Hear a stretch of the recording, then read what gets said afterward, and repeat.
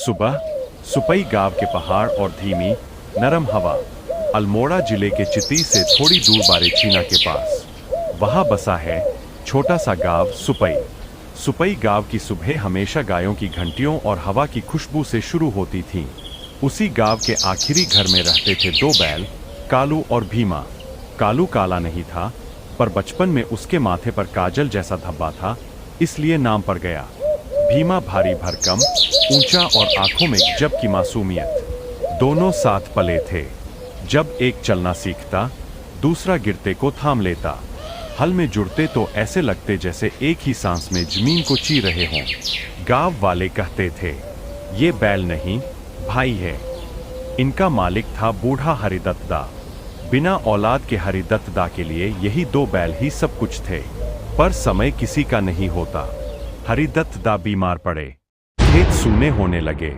गांव के लड़के शहर चले गए। कुछ समय बाद गांव में ट्रैक्टर आ गया। अब बैल जरूरी नहीं रहे। एक दिन हरिदत्त दा का बेटा शहर से आया। उसने बैलों को देखा और कहा, बाबा, अब इनका क्या करेंगे? खर्चा ही खर्चा है। कालू और भीमा ने उसकी आंखों में देखा, पर आंखों में अपनापन नहीं था। एक सुबह बैलों को नहलाया गया। उनके गले में नई रस्सी डाली गई। कालू खुश था, आज कहीं मेले ले जा रहे होंगे। भीमा को कुछ अजीब लग रहा था। जब ट्रक आया, कालू तो चढ़ गया, पर भीमा रुक गया। उसने पीछे देखा, हरिदत्त दा की आंखें भरी थी।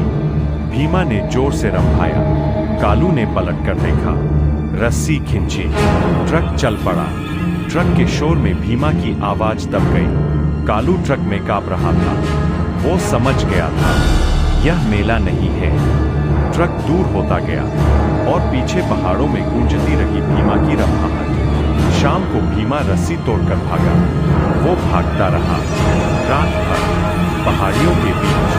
अगली सुबह कसाई खाने के पास एक बैल मिला। कालू जमीन पर पड़ा था, आंखें खुली थीं, जैसे किसी को ढूंढ रही हो। भीमा उसके पास बैठ गया। उसने कालू का माथा सूंघा, उसे हिलाया, पर कालू नहीं उठा। भीमा ने सिर उठाकर ऐसी आवाज निकाली कि आसपास के लोग रो पड़े। उस दिन के बाद सुपई में किसी ने भीमा को हल में नहीं जोता। वो आज भी चित्ती के जंगलों के पास दिख जाता है, अकेला। पर जब भी कोई ट्रक गुजरता है, वो रुककर उसी दिशा में देखता है जहां से उसका भाई कभी ले जाया गया था।